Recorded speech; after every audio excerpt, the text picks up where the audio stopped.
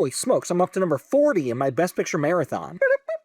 Best Picture Marathon theme song. 1967 was another banner year for Hollywood movies. The old production code was on its way out, and more filmmakers were experimenting with daring new content in their films. Sexuality in The Graduate, violence in Bonnie and Clyde, musicals about Hitler and The Producers, and racism in the Best Picture winner for that year, In the Heat of the Night. In the Heat of the Night was released by United Artists and was directed by Norman Jewison, who would go on to direct The Thomas Crown Affair, Fiddler on the Roof, Moonstruck, and The Hurricane. The film stars Sidney Poitier, who just a few years earlier had become the first black man to ever win the Oscar for Best Actor for his great performance in Lilies of the Field. He plays Virgil Tibbs, a man who's passing through a deep southern town on his way home, and while minding his own business, gets arrested for murder. The chief of police is played by Rod Steiger, who had been in On the Waterfront and the original TV version of Marty, and the chief is shocked when he discovers that Tibbs is actually a homicide detective from up north. The film then follows the uneasy alliance between this black detective and the white chief of police as they investigate the murder in the small town. Both of the leads are fantastic in this, and Rod Steiger actually won an Oscar for his performance. Poitier wasn't even nominated for this one, which is crazy. The film has some terrific supporting players like Warren Oates, Lee Grant, William Shallert, and even a very brief cameo by Alan Oppenheimer, aka Skeletor. The film takes place in Mississippi, but a few years earlier, Poitier had a run-in with the Ku Klux Klan and refused to do the film if it was shot south of the Mason-Dixon line. They ended up filming most of the movie in Illinois, but for scenes taking place on a big plantation, they had to go to Tennessee. While they were there, Poitier received death threats and ended up sleeping with a gun under his pillow. There were a number of things about In the Heat of the Night that were pretty shocking for 1967. Strongly implied nudity, references to abortion, and of course the frank depiction of racial tensions. Virgil Tibbs is well-spoken, educated, intelligent, and clearly more experienced than the white police in this town. And there's a notorious scene where a wealthy plantation owner actually slaps Tibbs,